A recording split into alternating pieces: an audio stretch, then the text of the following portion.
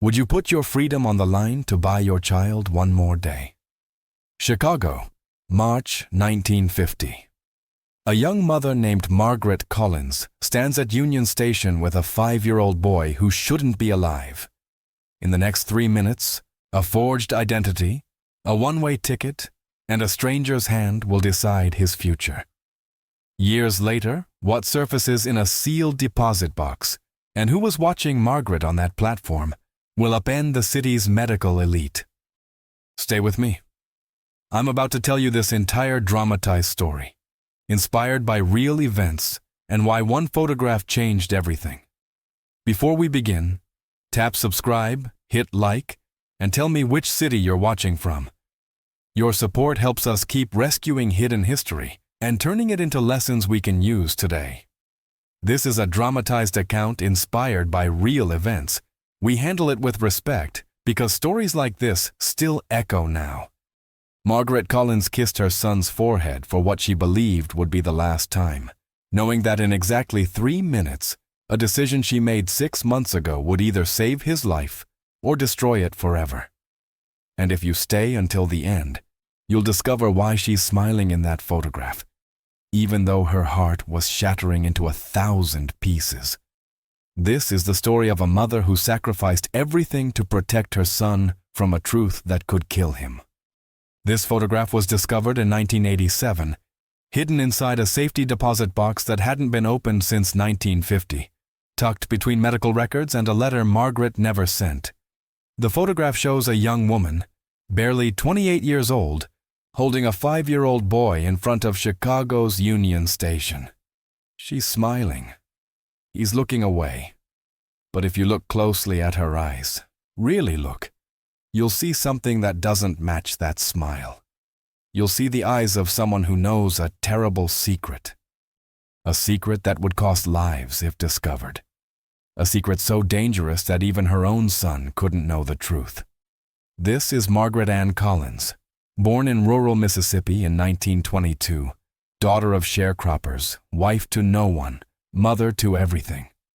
She arrived in Chicago during the Great Migration with nothing but $27 sewn into her coat lining and a promise she made to herself that her son would never know the hunger she knew as a child.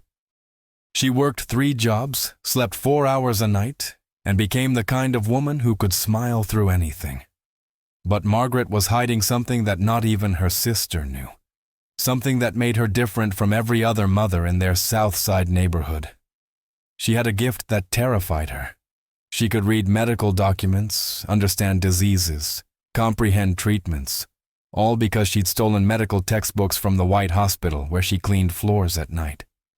And she'd discovered something in her son's blood test results that no 5-year-old should have to face. Because on that particular day in March 1950, one wrong decision meant watching her son Thomas die before his 6th birthday.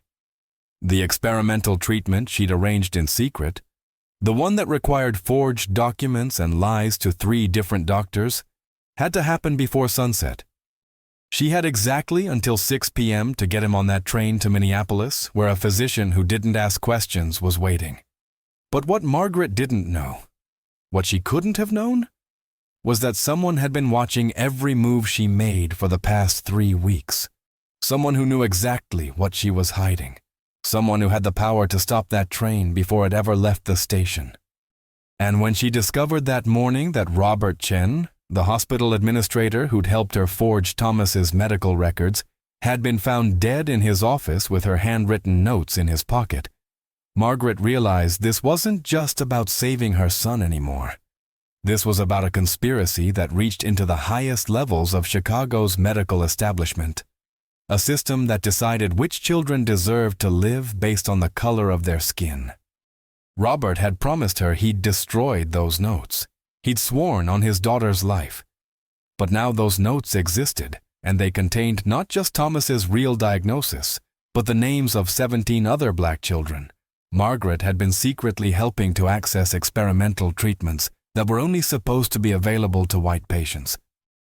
But to understand how Margaret Collins, a cleaning woman from Mississippi, became the person 17 desperate mothers trusted with their children's lives, we need to go back 6 months earlier.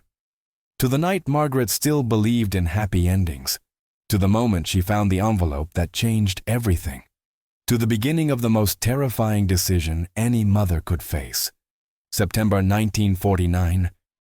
Chicago's South Side was a place where mothers walked their children to school in groups of 5 or more, where everyone knew which streets to avoid after dark, where hope lived next door to despair in crowded tenement buildings that smelled like collard greens and broken dreams.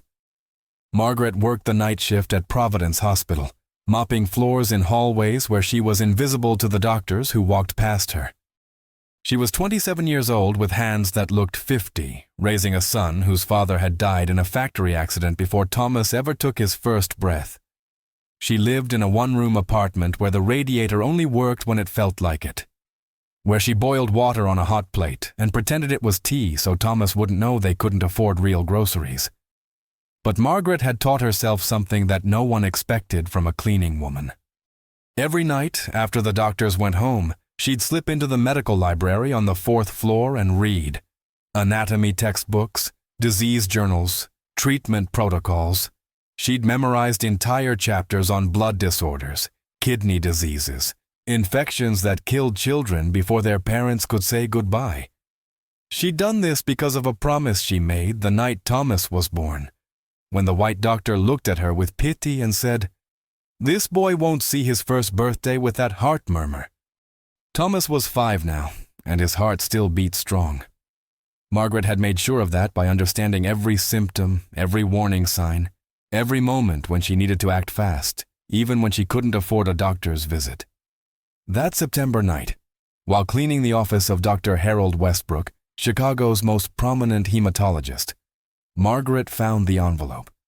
It had fallen behind his desk, probably knocked there during one of his evening consultations with wealthy patients who could afford his expertise. The envelope contained lab results for a child named Timothy Westbrook Jr., age 6. And as Margaret read those results with hands that suddenly couldn't stop shaking, she recognized the markers, the specific combination of cellular abnormalities, the precise white blood cell counts. She'd seen these exact same numbers 2 weeks earlier in Thomas's latest blood test, the one she'd convinced a sympathetic nurse to run after hours. Timothy Westbrook Jr. had acute lymphoblastic leukemia. So did Thomas Collins. But Timothy was getting experimental treatment with a new drug called aminopterin, undergoing weekly transfusions, receiving care at a private clinic that cost more than Margaret would earn in 10 years. Thomas was getting prayers and home remedies because the charity clinic had told Margaret there was nothing they could do for children with his condition, that she should take him home and make him comfortable, that maybe it was God's will. Margaret had nodded politely, while her soul screamed in rage because she understood what they weren't saying. Experimental treatments weren't wasted on poor black children when white children were waiting. She stood in that office at 2:47 in the morning with proof that her son could be saved, that the disease killing him had a treatment, that the only thing standing between Thomas and life was money and skin color. And Margaret made a decision that would either make her a hero or destroy her completely. She photographed those medical records with a camera she'd borrowed from her neighbor, memorized the treatment protocol, and began teaching herself how to forge the documents that could get Thomas into the experimental program under a different name. But Dr. Westbrook wasn't just Chicago's top hematologist. He was also the chairman of the hospital's ethics committee, the man who decided which patients qualified for experimental treatments, the person who controlled access to medications that could mean the difference between life and death. And he had very specific ideas about which lives deserved saving. Margaret discovered this 3 weeks later when she overheard him telling another doctor that he'd rejected 5 applications from the South Side Clinic because those resources needed to go to children with futures, not charity cases whose parents couldn't even afford to properly dress their children for clinic visits. Margaret had stood in that hallway, mop in hand, invisible as always, and realized that Dr. Westbrook was the obstacle between her son and survival. That this one man, with his expensive suits and his God complex, had decided that children like Thomas weren't worth the cost of experimental drugs. That he saw her son as a statistic instead of the boy who laughed at cartoons and asked why the moon followed them home at night, and dreamed of becoming a pilot even though he'd never been inside an airplane. She also realized something else that night. She wasn't the only mother who'd been told there was nothing that could be done. She started paying attention to conversations in the charity clinic waiting room, to the desperate questions other mothers asked nurses who shook their heads with practiced sympathy, to the children who looked exactly like Thomas, with that particular kind of tired that came from bodies fighting battles they were too young to understand. And Margaret began making a list: names, addresses, diagnoses she recognized from her midnight reading sessions. 17 children. 17 mothers who'd been told the same lies. What Margaret didn't know was that Robert Chen, the hospital administrator who processed treatment applications, had been watching her too. Robert was the son of Chinese immigrants, a man who'd fought his way through medical school only to be told he'd never be allowed to treat patients, that his role was paperwork and administrative duties, and staying invisible just like Margaret. He'd noticed her reading medical journals in the library. He'd seen her photographing documents. And one night in November, he'd followed her into Dr. Westbrook's office and watched as she carefully forged treatment authorization forms. Instead of turning her in, Robert had whispered 4 words that changed everything. "I can help you." And when Margaret looked into his eyes and saw the same rage she felt burning in her own chest, she knew she'd found an ally. Together they created a system. Robert would process fake applications under assumed names, using addresses of sympathetic neighbors who'd signed for medical deliveries. Margaret would coordinate the treatments, crushing pills and measuring doses according to protocols she'd memorized, teaching mothers how to hide symptoms and side effects from social workers who might ask questions. They saved 11 children before anyone noticed something was wrong. But someone did notice. Dr. Westbrook started asking questions about medication inventory discrepancies, about treatment authorizations he didn't remember signing, about Robert Chen spending too much time reviewing files for South Side patients. And on the morning of March 14, 1950, Robert was found dead in his office, officially ruled a heart attack, with Margaret's handwritten notes in his jacket pocket. Notes that contained names, addresses, diagnoses, treatment schedules for 17 children who weren't supposed to exist in the hospital's official records. Notes that proved someone had been stealing experimental medications worth thousands of dollars. Margaret received a phone call at 6:47 a.m. from Robert's wife, who sobbed that the police had taken all of his office files, that they were calling it suspicious, that someone was going to investigate.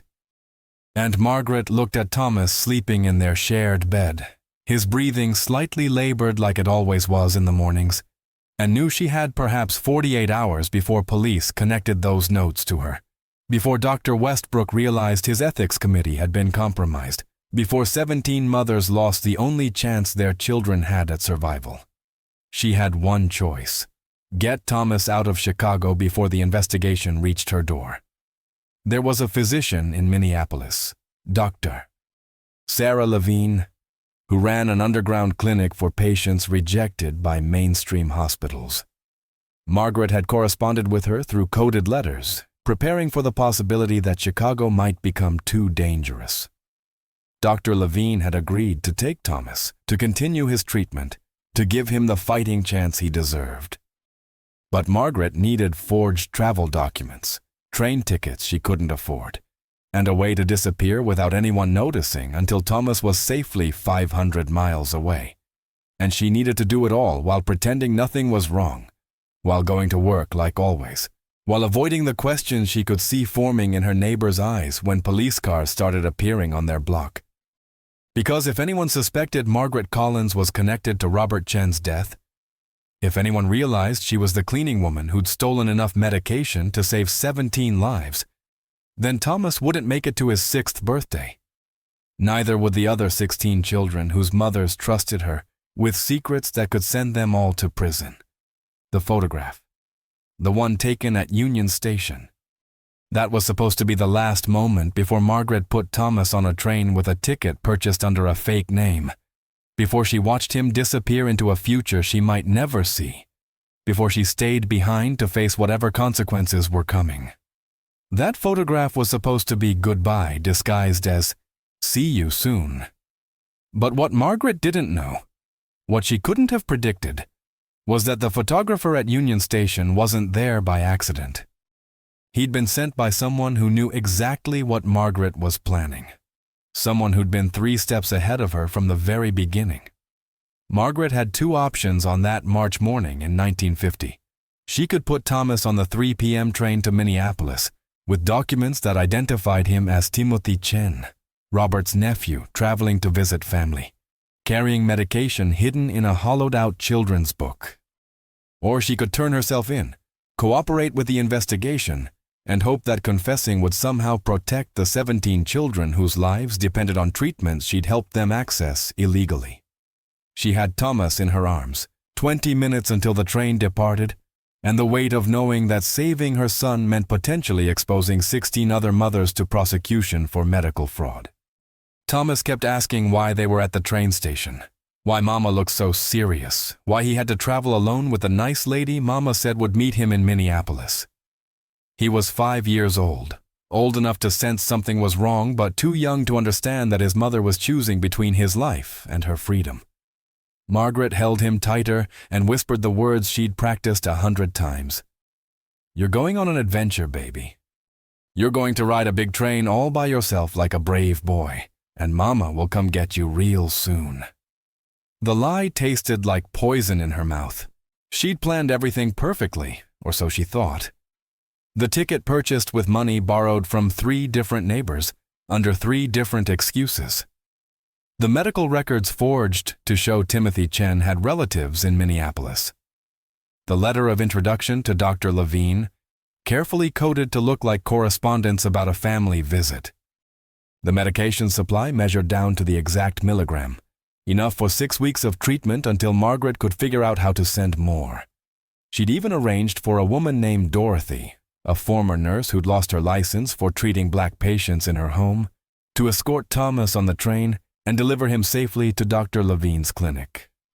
But when Margaret turned the corner toward Platform 7 with Thomas's hand in hers and his small suitcase in the other, she saw a face that made her blood freeze in her veins.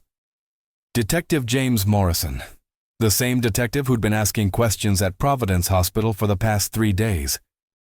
The same man who'd interviewed her 2 mornings ago about Robert Chen, about whether she'd noticed anything unusual in the administrative offices, about whether she knew Robert personally, or just in passing. Margaret had answered carefully, playing the role of the invisible cleaning woman who didn't notice much of anything, who barely knew Mr. Chen existed beyond nodding hello in hallways. But Morrison was here now, at Union Station, standing near Platform 7 with eyes that swept across the crowd with the practiced assessment of someone looking for something specific.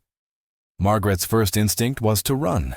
Her second was to walk calmly past him, praying he wouldn't recognize her out of her cleaning uniform, wouldn't make the connection between the woman in the modest dress and the hospital employee he'd interviewed 48 hours ago.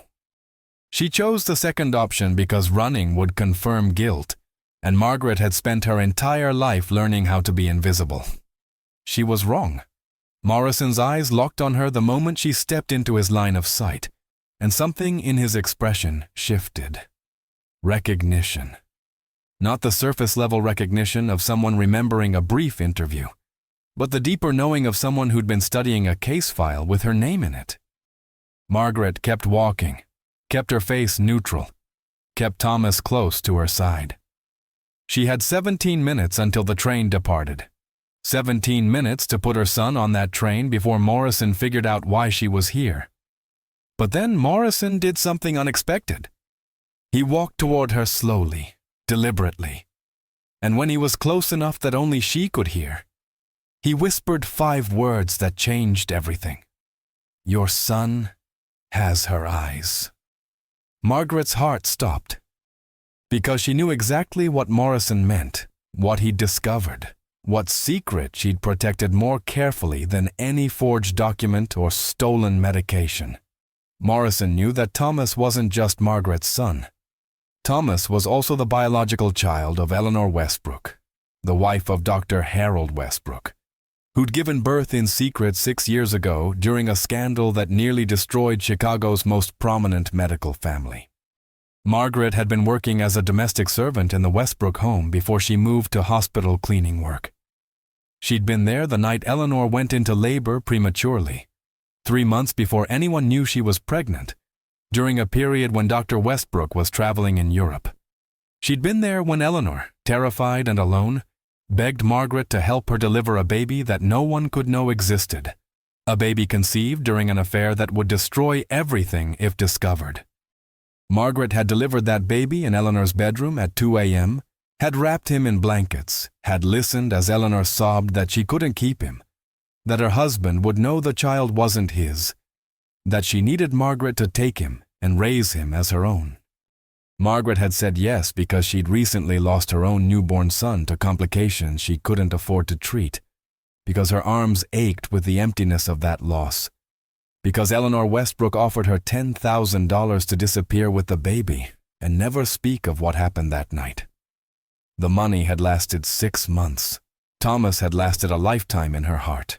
He was hers in every way that mattered, even if his blood carried secrets Margaret had sworn to protect. But Morrison knew.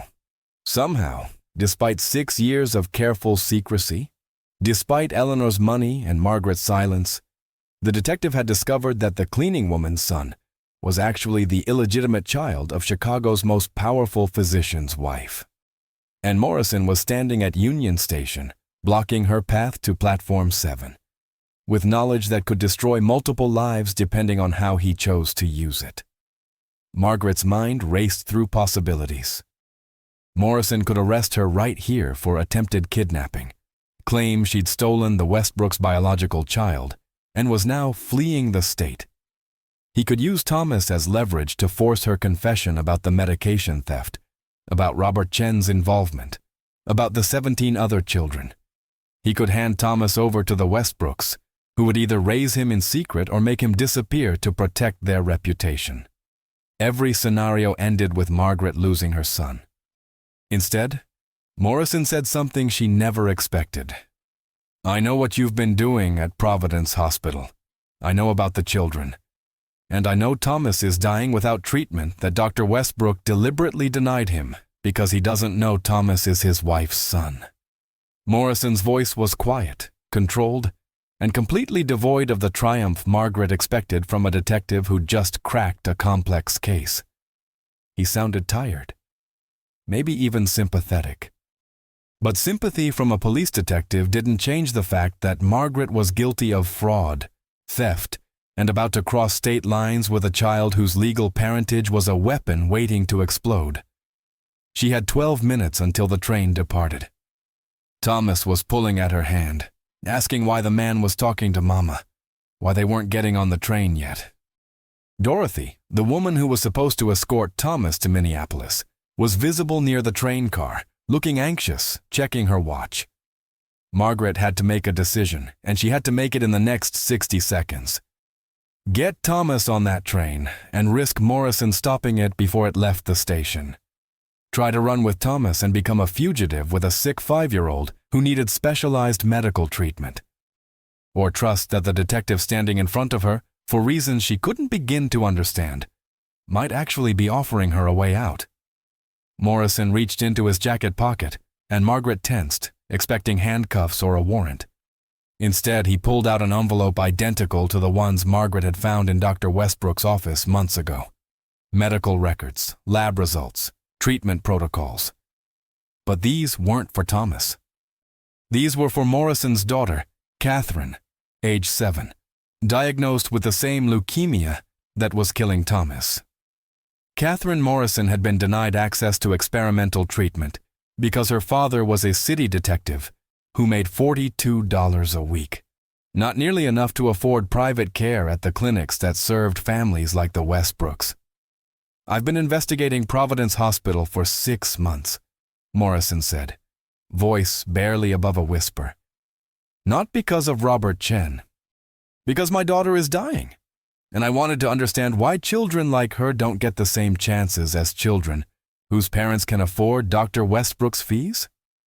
I found your operation 3 weeks ago. Found the forged documents, the medication logs, the names of 17 families, and I found proof that Robert Chen didn't die of a heart attack. He was murdered. By someone who discovered what you two were doing and decided to protect the system that keeps experimental treatments exclusive to wealthy white patients. Margaret's world tilted. Robert had been murdered. She'd suspected, had wondered about the convenient timing of his death, but hearing it confirmed made her knees weak. Morrison continued, I have evidence that Dr. Westbrook discovered the medication theft last month. I have records of phone calls between Westbrook and the hospital's board of directors discussing how to quietly eliminate the problem without attracting attention to the fact that their ethics committee chair had been running what amounts to a medical apartheid system. Robert Chen was the loose end. And when Westbrook's people searched Robert's office after his death, they found your notes, which means you're next. 8 minutes until the train departed. Thomas was crying now, scared by the tension he could feel radiating from Margaret, even if he couldn't understand the words being spoken over his head. Margaret looked at Morrison, at this detective who should be her enemy, but was instead revealing a conspiracy that went deeper than she'd imagined. Why are you telling me this? She asked. What do you want? Morrison glanced at Thomas, then back at Margaret. I want you to put your son on that train. I want you to disappear for a few months while I build a case against Westbrook that will expose what he's been doing. And I want you to tell me how to replicate your treatment protocol for Catherine. Because if Thomas can survive on the medication you've been giving him, then maybe my daughter can too. I'm not here to arrest you, Margaret. I'm here to recruit you. And to make sure Thomas gets on that train before Westbrook's people figure out where you are. Margaret's hand shook as she processed this impossible turn of events. The detective investigating Robert Chen's death was actually investigating medical corruption. He knew Thomas was Eleanor Westbrook's biological son. He knew about the 17 children. He knew Margaret was in danger, and he was offering her an alliance instead of handcuffs. But could she trust him? Could she believe that a white police detective actually cared about children dying in Southside tenements? Could she risk everything on the word of a man who had every legal right to destroy her life? She looked down at Thomas, at his confused, tear-stained face, at the way he held onto her dress like she was his entire world. Because she was. She looked at the train that would carry him to safety in Minnesota, to Dr. Levine's clinic, to a chance at survival. She looked at Morrison, at the desperation in his eyes that matched her own, at the envelope in his hands that contained his daughter's death sentence, unless someone taught him how to save her. Margaret made her choice. She knelt down, eye level with Thomas, and said, Baby, you're going to get on that train with Miss Dorothy right now. You're going to be so brave for Mama. And when you get to Minneapolis, you're going to take your medicine exactly like Mama taught you. Every day. No matter what. Can you promise me that? Thomas nodded, still crying, and Margaret kissed his forehead one more time before handing him over to Dorothy, who'd appeared beside them at Morrison's signal. As Dorothy led Thomas toward the train car, Margaret stood and faced Morrison. Teach me your protocol, Morrison said. Give me the documentation I need to continue Catherine's treatment. And trust me when I say that, I will use every resource I have to take down Harold Westbrook and expose what he's done. But I need time. And I need you to stay hidden until I can guarantee your safety and the safety of those 17 families. Margaret had 4 minutes before the train departed. She gave Morrison a detailed list of medications, dosages, and treatment schedules memorized from months of clandestine medical education. She explained how to source the drugs without raising red flags, which sympathetic pharmacy contacts would help, how to monitor white blood cell counts and adjust treatments based on symptoms. She gave him everything she knew about keeping children with leukemia alive when the medical establishment had decided they weren't worth saving. And then Morrison did something that shocked Margaret to her core. He pulled out a camera from his bag, the kind photojournalists used, and said, "I need one photograph of you and Thomas together before he gets on that train. Because when this case breaks, when I expose Westbrook and the corruption at Providence Hospital, I need an image that captures what this is really about. A mother willing to sacrifice everything to save her son. A system that forces mothers like you to become criminals just to access basic medical care. This photograph will be evidence. Proof. The face of everything wrong with how we treat certain lives as less valuable than others." Margaret looked at the train, at Thomas visible through the window already in his seat next to Dorothy, his face pressed against the glass looking for his mother. She looked at Morrison, at the camera in his hands, at the impossible request he was making. "Take your picture," she said. "But know that if you betray me, if you use that photograph for anything except what you've promised, I will find a way to make you pay, even if it takes me the rest of my life."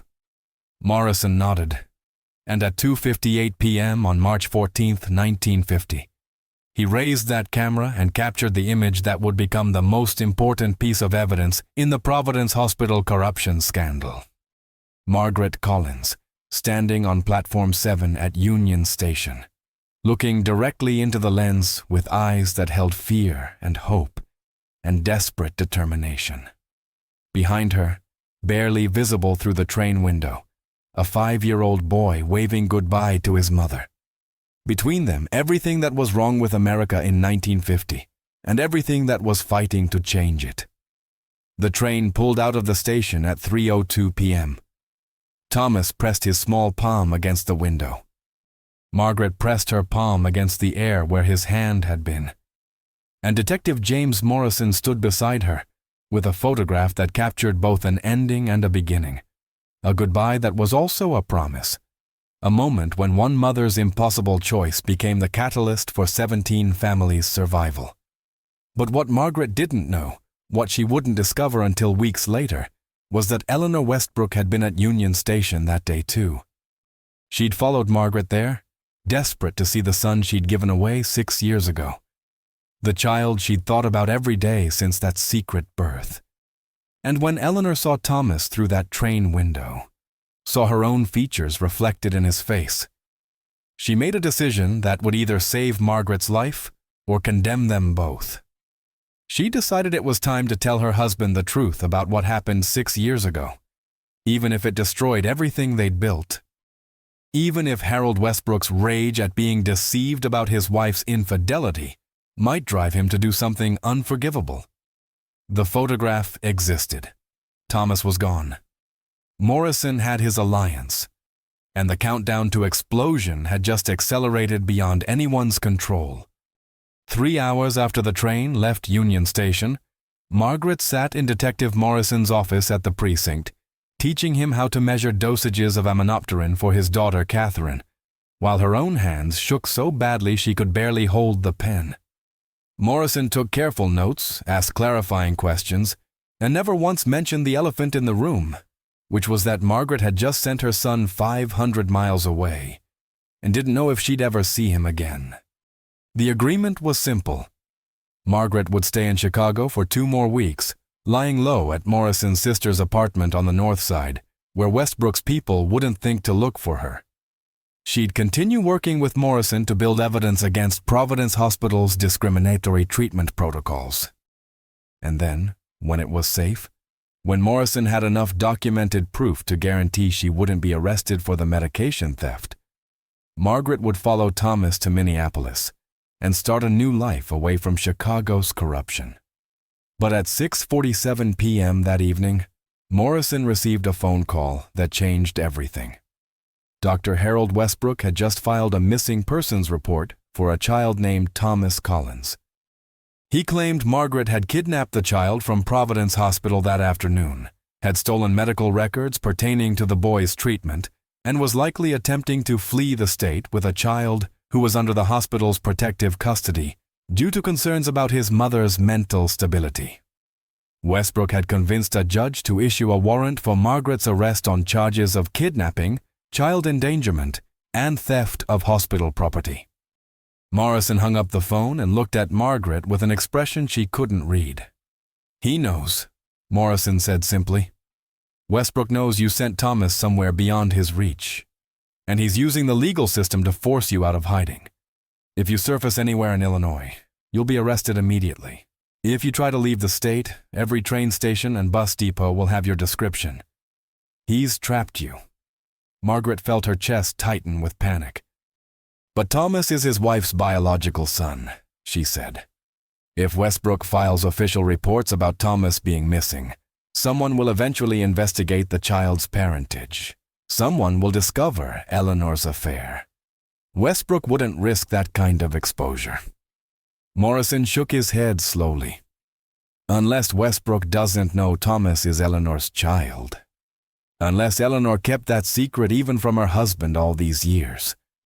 Which means Westbrook thinks Thomas is just your son, a cleaning woman's child who he can make disappear into the foster care system without anyone questioning it."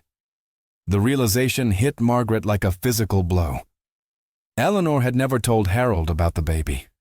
In 6 years, she'd kept that secret buried, had watched from a distance as Margaret raised her biological son, had never once reached out or tried to reclaim the child. And now Harold Westbrook was using Thomas as bait to draw Margaret into a trap, not knowing that the boy he was so eager to find and control was actually his wife's son, born from an affair that would destroy his reputation if revealed. Margaret had a choice: turn herself in and face charges that would likely send her to prison, leaving Thomas orphaned and vulnerable to a foster system that didn't care about sick black children. Or stay hidden and hope Morrison could build his case fast enough to exonerate her before Westbrook's hunt succeeded. Neither option guaranteed Thomas's safety. Neither option stopped the clock that was ticking down to disaster. But then, at 7:23 p.m., Eleanor Westbrook walked into the police precinct and asked to speak with Detective Morrison. She was escorted to his office, where she found Margaret sitting in the corner, looking like a woman who'd been pushed to the edge of what humans can endure.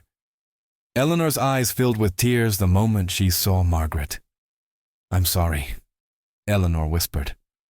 "I should have told Harold years ago. I should have protected you.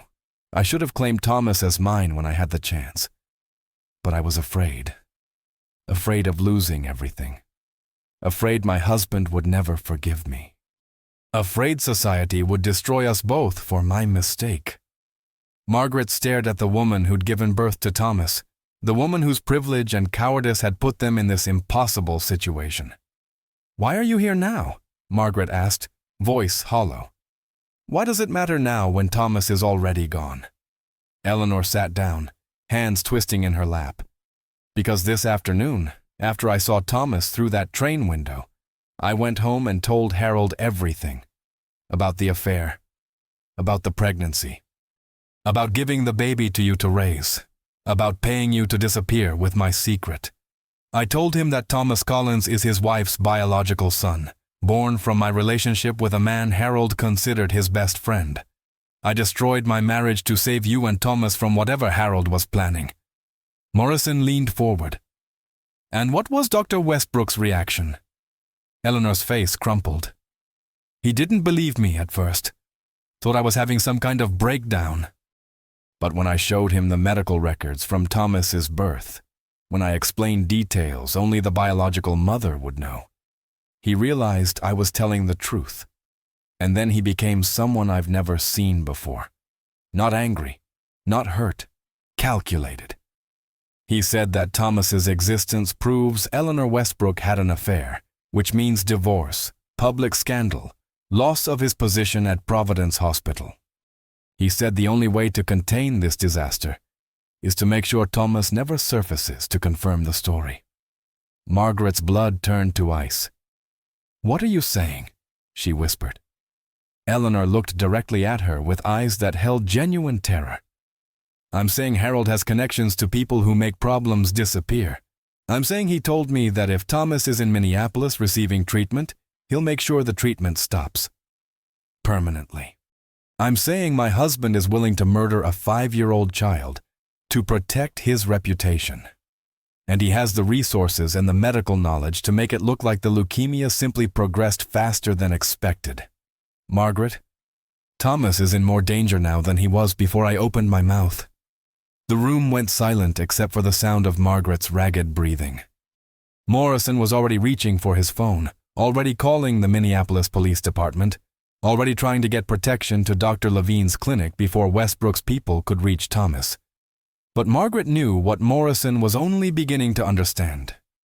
The system was built to protect men like Harold Westbrook. A police detective's phone call wouldn't stop someone with Westbrook's money and influence. The law wouldn't save Thomas. Evidence wouldn't save Thomas. The only thing that might save Thomas was something so explosive, so damaging to Westbrook, that he'd have no choice but to leave the boy alone. Margaret looked at Eleanor Westbrook, at this wealthy white woman whose decisions had endangered them all. "I need you to do something for me," Margaret said quietly. "Something that will destroy your life. Something you can never take back. Are you willing?" Eleanor nodded without hesitation. "Tell me what you need." Margaret took a deep breath. "I need you to hold a press conference. Tomorrow morning? I need you to stand in front of reporters and announce that Thomas Collins is your biological son, that your husband Harold Westbrook discovered this affair and has threatened to kill the child to protect his reputation. I need you to make this so public, so documented, that Harold can't make Thomas disappear without the entire country knowing he's responsible." Eleanor's face went white. "If I do that, I'll lose everything. My marriage. My social standing. Possibly my freedom if Harold accuses me of conspiring in Robert Chen's murder." Margaret met her eyes without flinching. "And if you don't do it, Thomas dies. You gave me your son 6 years ago because you weren't brave enough to be his mother. Now I'm asking you to be brave enough to save his life, even if it costs you everything. Which is more important? Your reputation or your child's heartbeat?" The photograph that Detective Morrison had taken at Union Station earlier that day sat on his desk between them. Margaret Collins with hope and fear intertwined on her face, looking toward an uncertain future. Behind her, barely visible, the son she'd sent away to save. Eleanor reached out and touched the photograph with trembling fingers. "He has my eyes," she whispered. "I see it now. I don't know how Harold missed it all these years." Margaret's voice was steady. "Harold missed it because he never looked closely enough at people he considered beneath his notice. He never saw Thomas as anything more than his cleaning woman's unfortunate child. He never imagined his wife would have an affair with someone outside their social class. His privilege made him blind." Eleanor stood up, smoothed her expensive dress, and transformed before their eyes into someone who'd made a decision she couldn't unmake. "I'll hold the press conference at 9 a.m. tomorrow at the Palmer House Hotel. I'll tell them everything, and then I'll take whatever consequences come." "But Margaret?" She hesitated, voice breaking. "Promise me that when this is over, when Thomas is safe, you'll let me meet him properly. Let me be part of his life somehow. Even if he never calls me mother. Even if I'm just the woman who finally did the right thing 6 years too late." Margaret didn't promise. She couldn't. Because she didn't know if Thomas would survive the next 48 hours, didn't know if Eleanor's press conference would protect him or put an even bigger target on his back. Didn't know if Harold Westbrook would respond to public exposure by backing down or by accelerating his plans to eliminate the evidence of his wife's betrayal. All Margaret knew was that at 8:15 p.m. on March 14, 1950, her 5-year-old son was 500 miles away in a city she'd never visited, under the care of a doctor she'd never met in person, dying of a disease that had a treatment he could only access through illegal channels, and now being hunted by a man with the power to make children disappear. Morrison made phone calls through the night. He contacted the Minneapolis Police Department, the FBI field office, even a reporter he trusted at the Chicago Tribune, who agreed to send someone to Dr. Levine's clinic to document Thomas's presence there as insurance against foul play. He pulled files on Harold Westbrook's known associates, looking for connections to anyone who might be willing to commit murder for hire. He built a timeline of Robert Chen's death, highlighting inconsistencies in the official heart attack ruling, preparing evidence for the corruption case that now included conspiracy to commit murder. Margaret sat in Morrison's office and wrote a letter to Thomas that she prayed she'd never have to send. A letter explaining why she'd put him on that train, why she'd chosen to send him away rather than keep him close where she could protect him with her own hands. A letter telling him that everything she'd done, every law she'd broken, every risk she'd taken, was because his life mattered more than rules created by people who decided children like him were disposable. She sealed the letter and gave it to Morrison with instructions to deliver it, only if she didn't survive whatever was coming. At 8:47 a.m. the next morning, Eleanor Westbrook stood in the grand ballroom of the Palmer House Hotel in front of 17 reporters, 3 photographers, and a room full of Chicago's social elite who'd been invited under the pretense of a charity announcement. She wore a navy blue suit that cost more than Margaret earned in 6 months. Her hands trembled as she gripped the podium.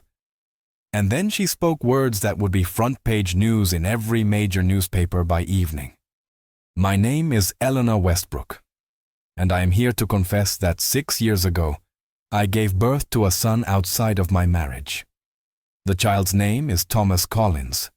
I gave him to a woman named Margaret Collins to raise because I was too afraid of scandal to claim him as my own. Yesterday, my husband, Dr. Harold Westbrook, discovered this secret, and last night, he threatened to ensure that Thomas never lives to reveal the truth about his parentage. I am making this statement publicly because I believe my son's life is in danger from my husband, who has the medical knowledge and professional connections to make a child's death appear natural. I am asking for police protection for Thomas Collins, who is currently receiving treatment for leukemia in Minneapolis. And I am stating for the record that if anything happens to that boy, the world will know who is responsible. The room exploded with questions. Cameras flashed. Reporters shouted over each other, trying to get Eleanor to elaborate, to provide details, to explain how Chicago's most prominent physician could be involved in such a scandal. Eleanor answered every question with devastating honesty. She named the man she'd had an affair with, a physician who'd since died in the war. She explained how Margaret had delivered Thomas in secret, how she'd paid Margaret to disappear with the baby. She admitted that she'd been a coward, that she'd prioritized her comfortable life over her own child's well-being. And she looked directly into the cameras and said, I am telling this story because 6 years ago I failed my son by giving him away. I will not fail him again by staying silent while his life is threatened. Detective Morrison stood at the back of the room, watching the press conference with grim satisfaction. This was the explosion they needed. This was the public exposure that would make it nearly impossible for Harold Westbrook to harm Thomas without immediate suspicion falling on him. But Morrison also knew that desperate men do desperate things, and Westbrook was now facing complete destruction of his career, his marriage, and his reputation, which made him more dangerous than ever. At 9:34 a.m., while Eleanor was still answering reporters' questions, Morrison received a phone call from Minneapolis. Dr. Sarah Levine's clinic had been visited that morning by 2 men claiming to be FBI agents investigating medical fraud. They demanded to see all patient records, specifically asking about any children from Chicago receiving treatment under assumed names. Dr. Levine, suspicious of their credentials, had refused and called the actual FBI field office to verify. The real FBI had no record of sending agents to her clinic, which meant Westbrook's people had already found Thomas and were attempting to access him through official-looking deception. Morrison immediately called the Minneapolis Police Department and requested a protection detail be sent to Dr. Levine's clinic. He called the FBI and filed an official report about impersonation of federal agents. He called every contact he had in law enforcement and medical communities, creating a web of official attention around Thomas Collins that would make any attempt to harm the boy highly visible and thoroughly investigated. But he also knew that protection details could be bribed, that determined killers found ways around obstacles, that a 5-year-old's safety ultimately depended on whether Harold Westbrook believed the risk of acting outweighed the risk of letting Thomas live. Margaret listened to Morrison relay this information with a face that had gone beyond fear into something harder, colder. She'd spent 6 years protecting Thomas through intelligence and strategy, making decisions that kept him alive when the system wanted him dead.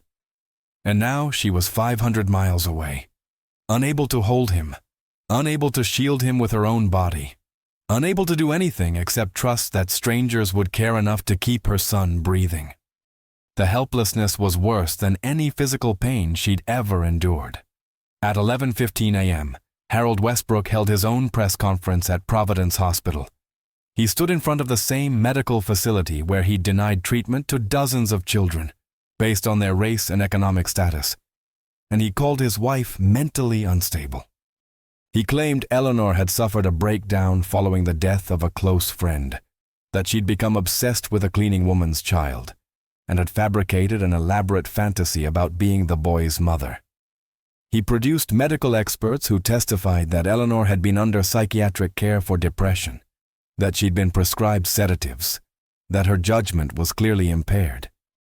He expressed deep sadness and concern for his wife's well-being while suggesting that her accusations were the result of illness rather than truth. It was a masterful performance by a man who'd spent decades manipulating systems to his advantage. Westbrook painted himself as the victim, the devoted husband worried about his wife's mental health, the respected physician whose reputation was being damaged by false accusations. He never mentioned Robert Chen's death. He never addressed the allegations about discriminatory treatment protocols. He focused entirely on discrediting Eleanor, on making her appear unreliable, on creating enough doubt that her press conference would be dismissed as the ramblings of an unstable woman. But Westbrook made one critical mistake. He mentioned Thomas by name. He confirmed that a child named Thomas Collins existed, that the boy was currently receiving unauthorized medical treatment, that Margaret Collins had indeed taken the child out of state without proper medical clearance. By acknowledging Thomas's existence and Margaret's actions, Westbrook had created an official record that contradicted his claims that Eleanor's story was pure fantasy. He'd admitted there was a boy, which meant Eleanor's claim that she was his biological mother could be verified through blood tests and birth records. Morrison smiled when he heard Westbrook's press conference. The doctor had just trapped himself. Now there would be investigations, court orders for paternity testing, official inquiries into how Thomas had received treatment at Providence Hospital if Margaret was supposedly an unstable criminal. The more Westbrook tried to control the narrative, the more evidence he created that something deeply wrong was happening. And every piece of evidence brought Morrison closer to being able to arrest Westbrook for Robert Chen's murder. But the immediate problem remained. Thomas was still vulnerable. Dr. Levine had police protection at her clinic now, but protection details couldn't stay forever. And leukemia didn't pause for legal battles. Thomas needed consistent treatment, needed medications that cost money Margaret didn't have, needed a level of care that required stability Margaret couldn't provide while hiding from arrest warrants. The press conferences had bought time, had created public attention that made overt violence difficult. But they hadn't solved the fundamental problem of keeping a sick 5-year-old alive in a country that considered his life disposable. At 2:47 p.m., Margaret made a decision that surprised everyone, including herself. She told Morrison she was turning herself in, not to Chicago police, but to the FBI. She was going to walk into the federal building and confess to everything. The medication theft, the forged documents, the 17 families she'd helped access illegal treatments. All of it. Because federal crimes meant federal investigations, which meant Westbrook couldn't control the outcome through local connections and political influence. And if Margaret was in federal custody, she became a witness rather than a fugitive. Someone whose testimony could be used to build cases against corruption at Providence Hospital. Morrison tried to talk her out of it. "You'll go to prison," he said. "Even if we prove Westbrook is corrupt, even if we expose the discriminatory treatment protocols, you still broke federal laws, theft, fraud, interstate transport of stolen medications. You could serve 5 to 10 years. Margaret looked at him with eyes that had already accepted this outcome. "But Thomas will be alive. The publicity around my case will make it impossible for Westbrook to harm him without everyone knowing. And maybe," she hesitated, voice softening, "maybe 17 families will get to keep their children because someone finally paid attention to what's been happening to kids like Thomas. If that costs me 10 years, it's a price I'll pay." At 4:32 p.m. on March 15, 1950, Margaret Collins walked into the Chicago FBI field office and asked to speak with someone about federal medical fraud.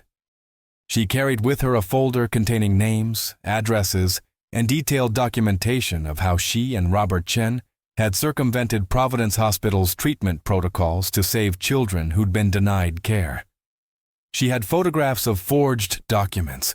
She had medication logs showing exactly what had been stolen and how it had been distributed. She had evidence that would destroy her own life while potentially saving dozens of others. The FBI agents who interviewed her for 6 hours that evening couldn't believe what they were hearing. This cleaning woman, this high school dropout from Mississippi, had taught herself enough medical knowledge to run a clandestine treatment program for children with leukemia. She'd forged hospital documents that had fooled administrators for months. She'd created a distribution network that successfully delivered medications to 17 families, without a single child dying from improper dosing. And she'd done it all because the official medical system had decided certain children weren't worth expensive experimental treatments. By 11 p.m. that night, Margaret was in federal custody, officially charged with theft of medications, conspiracy to commit fraud, and interstate transport of stolen property. She was denied bail due to flight risk, given the fact that she'd already sent her son out of state and had demonstrated clear intent to leave Illinois. She was placed in a holding cell at the federal building to await trial, and she was alone for the first time in 6 years, without Thomas's breathing in the next bed, without his questions about why the sky was blue or whether clouds had feelings, without the weight of his small body curled against hers during thunderstorms. But Thomas was safe. That was what mattered. Dr. Levine had confirmed by telegram that Thomas was responding well to treatment, that his white blood cell counts were improving, that he was asking about his mama every day but seemed healthy and stable. Eleanor Westbrook had moved out of her home and was staying with her sister, separated from Harold, and preparing for what would certainly be a brutal divorce proceeding. Detective Morrison was building his case against Westbrook with the full resources of both local police and now federal investigators, who were very interested in how Providence Hospital's treatment protocols might constitute civil rights violations. And the photograph, the one Morrison had taken at Union Station. That photograph was printed on the front page of the Chicago Tribune on March 16, 1950, with the headline, "Mother's Desperate Choice, the Face of Medical Discrimination in Chicago." The image showed Margaret's face, showing fear and hope intertwined, as she looked toward an uncertain future, with Thomas barely visible through the train window behind her. The photograph became the symbol of everything wrong with a healthcare system that valued some lives over others, that forced mothers to become criminals to save their children, that made survival dependent on race and economic status, rather than medical need. Margaret sat in her cell and thought about that photograph, about the moment it captured. She'd been terrified that day, sending Thomas away, trusting strangers with the most precious thing in her world. But she'd also been determined, resolved to do whatever was necessary to give her son a fighting chance. And now, 3 days later, sitting in a federal holding cell facing years in prison, Margaret realized something important. She'd done it. She'd kept Thomas alive long enough for the world to notice. She'd forced a system to acknowledge its own cruelty. She'd turned her personal desperation into public outcry that might actually change how children like Thomas were treated. It wasn't the ending she'd imagined when she first held Thomas as a newborn 6 years ago. It wasn't the life she'd wanted for either of them. But it was survival. And sometimes, for people like Margaret, survival was its own form of victory. Margaret Collins spent 18 months in federal prison while her case wound through the legal system. During that time, several things happened that she only learned about through letters and occasional visits from Detective Morrison. Harold Westbrook was arrested and charged with conspiracy to commit murder in connection with Robert Chen's death. Evidence showed that Westbrook had paid a hospital orderly to administer a lethal dose of potassium chloride to Chen, making his death appear cardiac in nature. The orderly, facing life in prison, testified against Westbrook in exchange for a reduced sentence. Westbrook was convicted and sentenced to 15 years in federal prison, though he served only 8 before dying of actual heart failure in 1958. Eleanor Westbrook's divorce was finalized in 1951. She lost most of her social standing, but gained something she'd never had before, which was peace with her own conscience. She moved to Minneapolis and worked as a volunteer at Dr. Sarah Levine's clinic, which had expanded significantly thanks to publicity from Margaret's case. Eleanor never tried to claim legal custody of Thomas, understanding that some bridges, once burned, cannot be rebuilt. But she wrote him letters every month, telling him about his biological father, about the circumstances of his birth, about how sorry she was for the choices she'd made. Thomas, raised by Margaret to be kind even when kindness wasn't deserved, eventually wrote back. The 17 families whose children Margaret had helped save through her illegal treatment program became the center of a federal civil rights investigation. The FBI discovered that Providence Hospital's treatment protocols explicitly prioritized white patients over black patients for experimental therapies.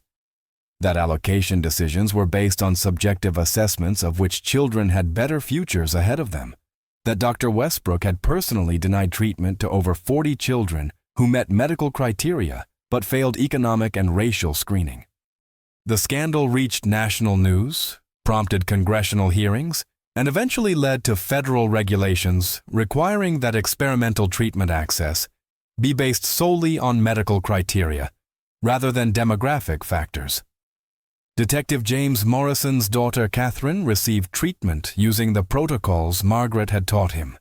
She went into remission in 1952 and lived a full life, eventually becoming a pediatric oncologist who specialized in childhood leukemia. She often told people that she owed her career and her life to a cleaning woman she never met, who understood medicine better than most doctors and cared more deeply about children than the system designed to serve them. Margaret was released from federal prison in August 1951 after serving 14 months of a 3-year sentence. Her early release came thanks to testimony she provided in the civil rights case against Providence Hospital, plus character references from Dorothy, Dr. Levine, Morrison, and surprisingly, Eleanor Westbrook. She was 30 years old with a federal conviction on her record that made employment difficult, but she was free, and she was about to be reunited with Thomas, who was now 7 years old, cancer-free, and according to Dr. Levine's letters, asking every single day when his mama was coming to get him. The reunion happened at Dr. Levine's clinic in Minneapolis on August 23, 1951. Margaret stepped off the train with nothing but a small bag of belongings and walked through doors that led to a waiting room where a boy she almost didn't recognize was doing homework at a small table. Thomas had grown taller, filled out from proper nutrition and medical care, lost the sick pallor that had marked his early childhood. He looked healthy. He looked alive. And when he saw Margaret, he dropped his pencil and ran to her with the kind of joy that makes grown adults cry. Margaret held her son and felt 17 months of missing him crash over her like a wave. She'd done it. She'd saved him. Not perfectly, not without costs, but he was breathing, thriving, laughing against her shoulder as he told her about learning multiplication and about a kid named Stephen, who was his best friend, and about how Miss Eleanor had taught him to play chess. He was alive, and he was hers, and nothing else mattered in that moment. Dr. Levine offered Margaret a job at the clinic as a medical assistant. With Margaret's self-taught knowledge and practical experience, she was more qualified than many formally trained nurses. Margaret accepted, grateful for work that wouldn't require explaining her prison record to employers who judge her for breaking laws designed to let children die. She and Thomas rented a small apartment 3 blocks from the clinic, modest but clean, with 2 bedrooms so Thomas could have space to grow up in. Eleanor visited occasionally, awkward and hopeful, bringing gifts Thomas didn't need and apologies Margaret didn't know how to accept. Thomas called her Miss Eleanor and was polite but reserved, understanding that this woman was important somehow, but not quite grasping how. Margaret never told Thomas that Eleanor was his biological mother. She figured that was information he could learn when he was older, when he could understand the complicated circumstances of his birth. For now, it was enough that Thomas knew Margaret was his mama, the woman who'd fought the entire world to keep him alive. In 1955, Thomas started asking questions about why they'd left Chicago, about what his mama had done that required going to prison, about the newspaper clippings he'd found in Margaret's drawer showing her photograph from Union Station. Margaret sat him down, all 9 years old with Eleanor's eyes and Margaret's determination, and told him the truth. Not all of it. Not the parts about Eleanor or the affair or the complicated parentage, but the essential truth, which was that Thomas had been sick, that the medicine he needed was denied to him because of his skin color, that Margaret had stolen what the system wouldn't give, and that she'd do it again without hesitation if it meant keeping him alive. Thomas listened carefully, processing information that would have devastated some children, but only made him more thoughtful. "So you went to prison because you saved my life?" he asked. Margaret nodded. "And saved 16 other kids' lives too." Thomas was quiet for a long moment, then said, "When I grow up, I'm going to be a doctor. And I'm going to make sure kids like me don't need their mamas to break laws to keep them alive." Margaret smiled through tears and realized her son had inherited not just Eleanor's eyes, but Margaret's fierce commitment to justice. Thomas Collins graduated from the University of Minnesota Medical School in 1967. He specialized in pediatric hematology and oncology, dedicating his career to treating childhood leukemia. He worked at public clinics in underserved communities, accepting patients regardless of ability to pay, advocating for universal health care access, and training a generation of physicians who understood that medicine was as much about justice as it was about science. He never forgot that he'd survived only because his mother refused to accept that some children were disposable. Margaret lived to see her son become a doctor, to watch him treat children with the same disease that had nearly killed him, to witness the impact of her desperate choices rippling forward through decades. She never remarried, never had other children, poured all her love and energy into Thomas and into her work at Dr. Levine's clinic. She died in 1989 at age 68, surrounded by Thomas, his 3 children, and Eleanor Westbrook, who'd become something like family despite their complicated history.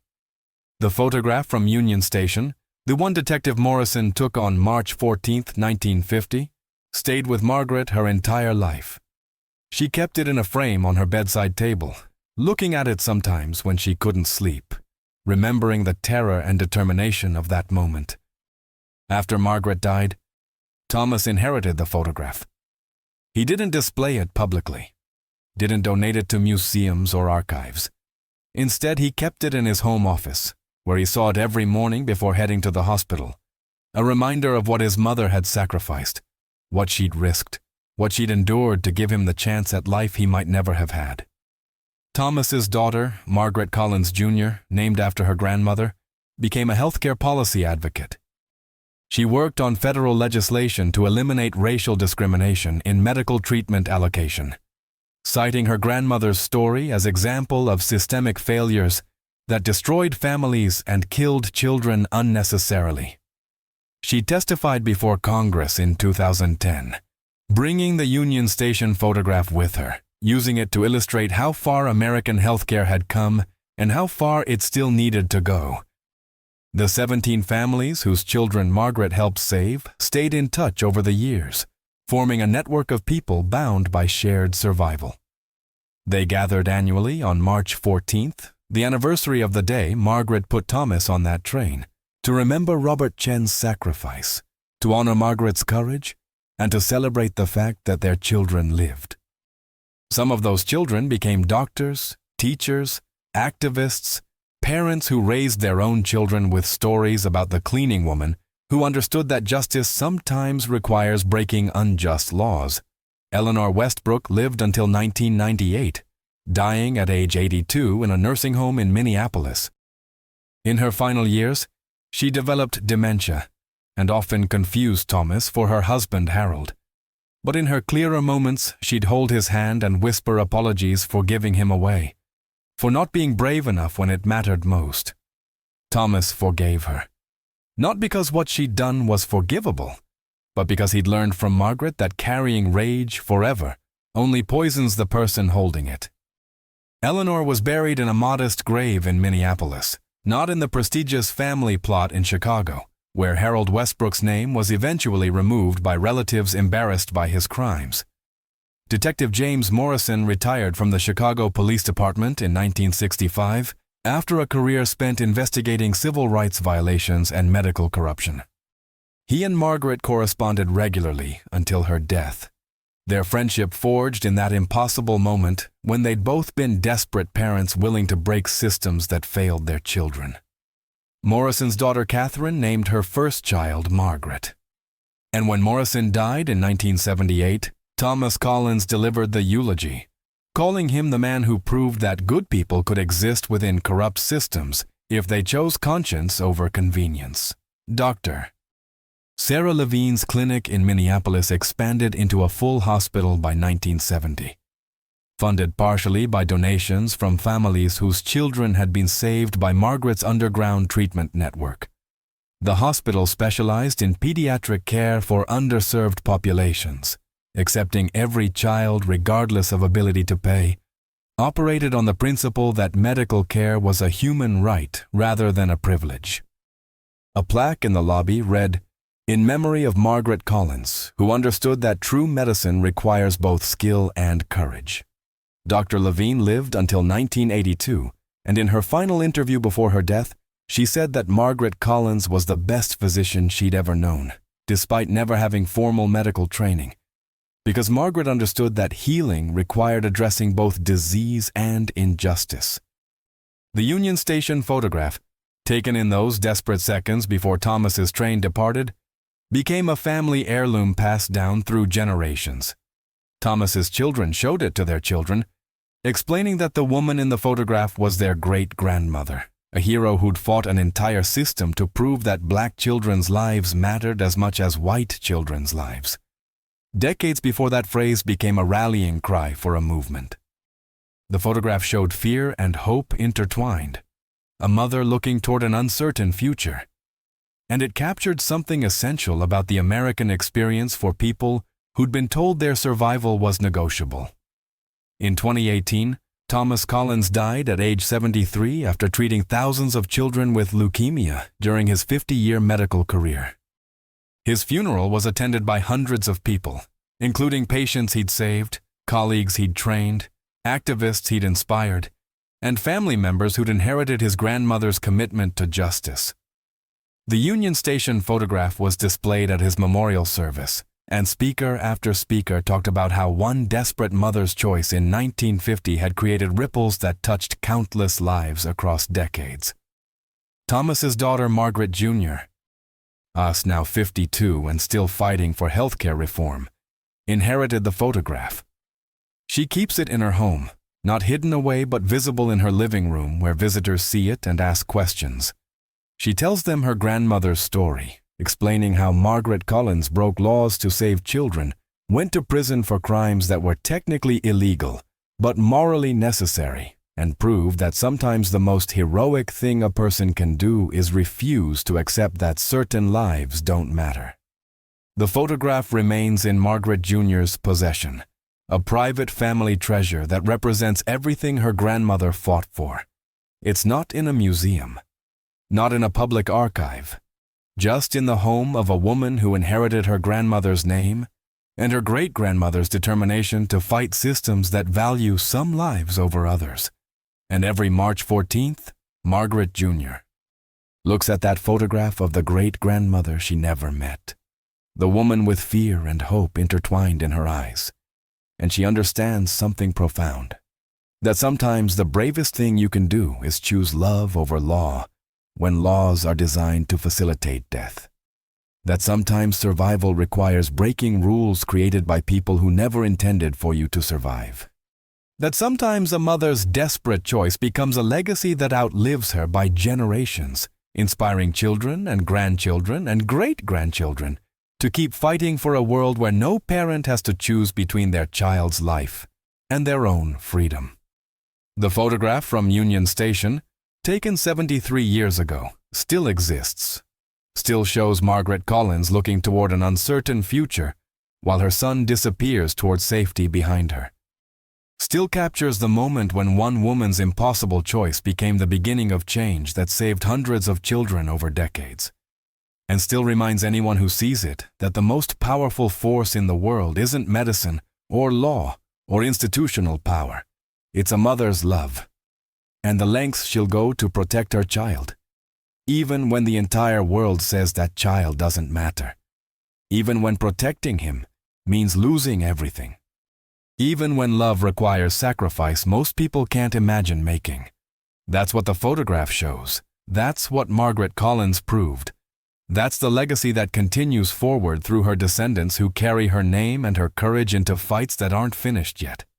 Because the work she started in 1950, the fight to prove that all children deserve health care regardless of race or economic status, that battle continues.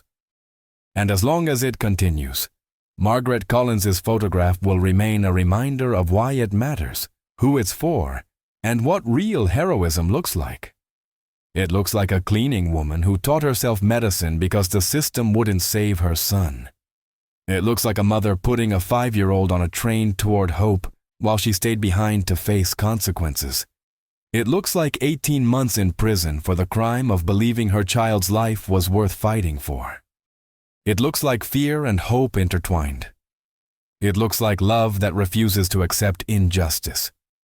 It looks like Margaret Collins on March 14, 1950, making an impossible choice that would echo through generations. And that photograph, still kept safe by her great-granddaughter, still tells that story to anyone willing to listen. Sometimes, the greatest acts of courage happen quietly, far from glory or recognition. Margaret Collins's fictional story, inspired by real injustices in 1950s America, reminds us that love can become an act of rebellion, and that one person's defiance can save lives even decades later. It teaches us that justice isn't always written in laws, but in the choices of ordinary people who refuse to accept cruelty as the price of survival. What would you have done in Margaret's place? Would you risk your freedom for someone you love? What secrets or sacrifices from your own family's past still echo through generations today? If you stayed until the end, write the word courage in the comments. It's the word that carried Margaret through every impossible choice. Tell us from which city you're watching, and if you know any stories from your grandparents or ancestors that deserve to be remembered, share them below. They might inspire our next episode. Don't forget to subscribe, like the video, and turn on the bell so you don't miss the next story that reveals the truth hidden behind a single photograph. And if this story moved you, share it. Because some histories only survive when they're retold.